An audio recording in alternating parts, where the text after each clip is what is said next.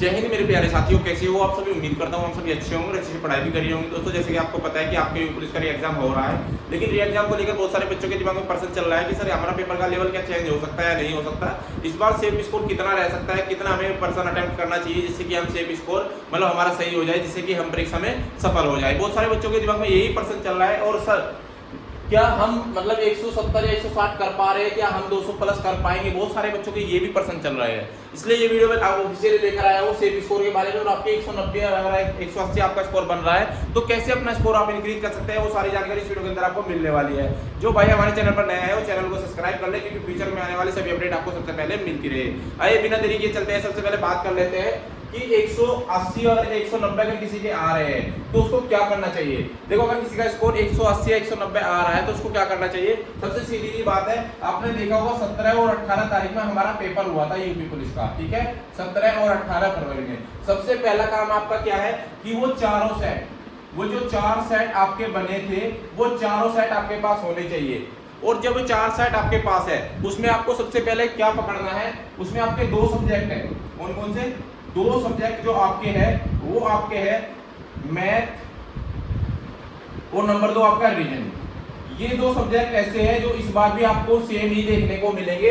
अगर आपकी company change होती है तो कहीं ना कहीं आपका जो पेपर का लेवल है वो भी चेंज देखने को मिलेगा। अगर आपकी कंपनी चेंज नहीं होती है और यही कंपनी आपका दोबारा पेपर कराती है तो ये मान के चलिएगा ये आपके लिए बहुत बेनिफिट रहने वाला है मैथ और रीजनिंग, क्योंकि जो लेवल इस बार पेपर का आया था सिर्फ ज्यादा से ज्यादा आपका 10% इंक्रीज हो सकता है, इससे ज्यादा नहीं हो सकता, ठीक है।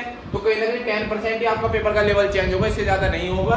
और जो मैथ के और रीजनिंग के आपके क्वेश्चन देखे होंगे 19 और 56 क्वेश्चन दोनों को मिला के 75 क्वेश्चन जो आपके यहाँ से आए थे, आप इनके चारों सेटों के रीजनिंग और मैथ के इतनी प्रैक्टिस आपको करनी है, क्योंकि जब आप पेपर हॉल में जाए, क्योंकि कंपनी यही करा रही है, इनके मैथ और रीजनिंग के जो क्वेश्चन इस बार आए थे वही क्वेश्चन आपको री एग्जाम में भी देखने को मिल सकते हैं। इसलिए ज्यादा से ज्यादा प्रैक्टिस हो सके, जितनी हो सके उतनी प्रैक्टिस इन दोनों सब्जेक्ट की कर लीजिएगा। कोई भी क्वेश्चन जो पेपर में अभी पूछा गया था, कोई भी क्वेश्चन ऐसा मत छोड़ना कि वो आपसे ना हो, चाहे वो किसी टीचर की सहायता से सोल्व करिएगा, लेकिन उन पे प्रैक्टिस करिएगा, उनको पकड़ बनाइएगा। अगर आपने इन पे पकड़ बना ली तो यहीं से आपका जो स्कोर है वो कम से कम 60 प्लस हो जाना चाहिए।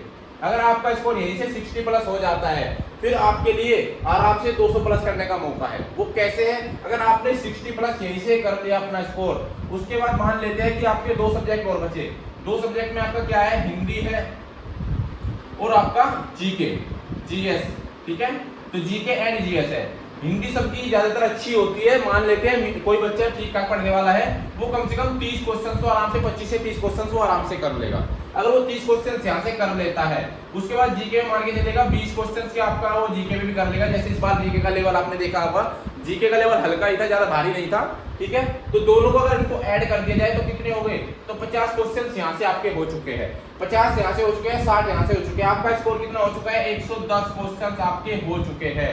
अब 110 आपके क्वेश्चंस हो चुके हैं। बहुत सारे बच्चों के दिमाग में ये प्रश्न चल रहा होगा, सर 110 में हमारे गलत भी तो होंगे, जो इससे ऊपर आपने क्वेश्चंस किए होंगे वो तुम्हारे गलत भी तो होंगे, ठीक है। मान लेते हैं कि आप टोटल क्वेश्चंस अटेम्प्ट कर रहे हो, कितने क्वेश्चंस आपने गलत कर दिए। अगर आपके 110 सही है तो इसका मतलब 40 क्वेश्चंस अटेम्प्ट होंगे, तो 10 क्वेश्चंस आपके माइनस हो जाएंगे, तो 100 क्वेश्चंस आपके फिर भी बच जाएंगे। और ये तो ऐसा कोई नहीं है कि मतलब 150 के 150 ही करके आएगा। बहुत सारे बच्चे ऐसे होते हैं 130-35 तक ही करते हैं, जो उससे होता है वही करते हैं, फालतू एक्स्ट्रा नहीं करता है कोई।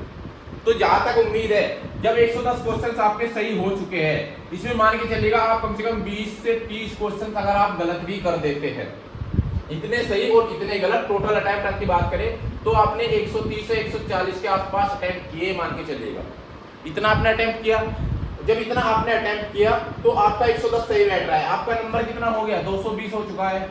और आपने देखा कि मेरे 20 भी गलत है। अगर 20 गलत है तो सबसे सीधी सी बात है 4 से इसको डिवाइड कर दे, ठीक है। कितना आ गया, 5 क्वेश्चन गलत, 5 का मतलब 10 नंबर आपके गए, तो कितने, तो 210 नंबर आपके फिर भी बैठ रहे हैं। मान लेते हैं कि आप पे 30 गलत होते हैं, जब आप 30 को करेंगे तो 15 नंबर माइनस कर दो, तो 205 आपका फिर भी बैठ रहा है। तो आराम से अपना 200 स्कोर आराम से कर सकते हैं आप, घबराइएगा मत, आराम से तैयारी करिएगा, मन लगा के तैयारी करिएगा। और जो ये चीज मैंने आपको बताई है ना, ये बहुत ही फायदे वाली चीज है, क्योंकि ये जो मैथ और रीजनिंग है ये सिर्फ संख्या और डिजिट ही चेंज होती है। कोई भी एग्जाम उठा लीजिएगा, पेपर का जो क्वेश्चन है, क्वेश्चन ज्यादातर गिने चुने 2 या 3 हजार ही है, क्वेश्चन 2 या 3 हजार ही है, बस उसमें क्या होता है संख्या डिजिट चेंज कर दी जाती है।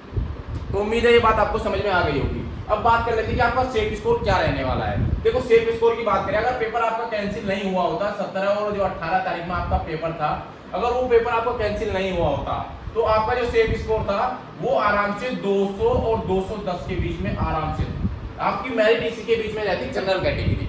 लेकिन आपका जब पेपर आउट हो गया तो आपका री एग्जाम हो रहा है, लेकिन री एग्जाम होने के बाद आपका सेफ स्कोर क्या रहेगा वो मैं आपको बता देता हूँ। Safe score male and female दोनों का बता देता हूँ, उसमें आपका मेल फीमेल क्या रहने वाला है। ठीक है, ये आपकी कैटेगरी हो गई, ये आपके मेल और ये आपके फीमेल।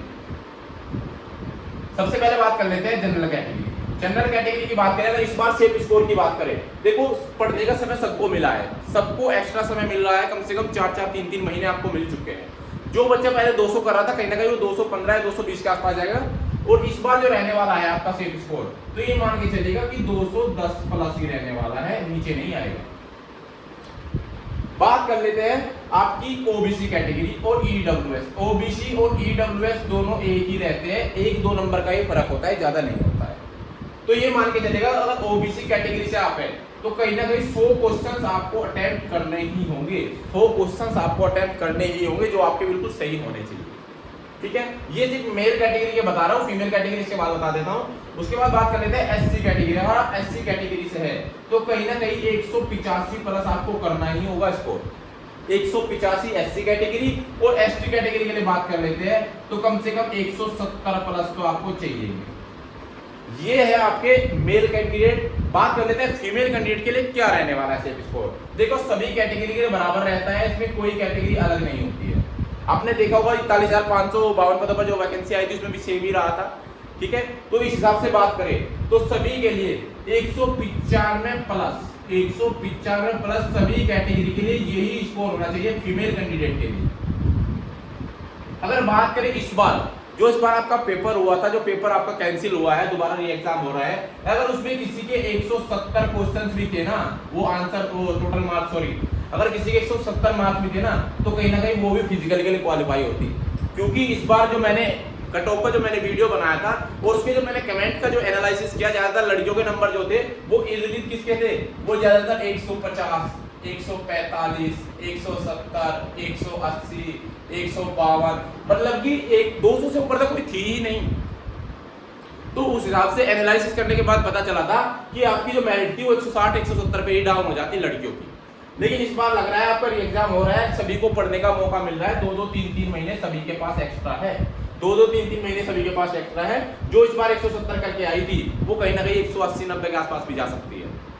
और जो बच्चे ये कह रहे थे कि सर मतलब हमें पढ़ने का समय नहीं दिया गया, पेपर इतना जल्दी कैसे करा दिया गया, मैं उनको एक बात बता देना चाहता हूँ। देखो अगर पेपर जल्दी करा दिया गया तब तो ये चलो मान लेते हैं कि पेपर जल्दी हो रहा है, तुम्हारी तैयारी अच्छी नहीं थी, लेकिन दोबारा आपको मौका मिला है, अब आपके पास 3 महीने एक्स्ट्रा है। उससे पहले 1.5-2 महीने आपके पेपर जब आपको फॉर्म स्टार्ट हुए तब भी थे। अगर आप में हिम्मत है तो अब भी आप कर सकते हो, क्योंकि 3 महीने एक्स्ट्रा मिल चुके हैं। 5 महीने में आप ये नहीं कह सकते कि सर मुझे टाइम नहीं मिला। अब टाइम सबके पास है, तो मन लगा के तैयारी करिएगा। सेफ स्कोर मैंने आपको बता दिया है, और आपकी जो रणनीति होनी चाहिए उस पर जरूर अमल करना, ये फॉलो जरूर कर लेना, क्योंकि इससे आपको बहुत बेनिफिट मिलने वाला है। तो उम्मीद करता हूँ वीडियो आपको अच्छी लगी हो तो लाइक शेयर जरूर करना, चैनल को सब्सक्राइब करना, क्योंकि फ्यूचर में आने वाली सभी अपडेट आपको सबसे पहले मिलती रहे। तो मिलते हैं अगले वीडियो में, तब तक के लिए जय हिंद, जय भारत।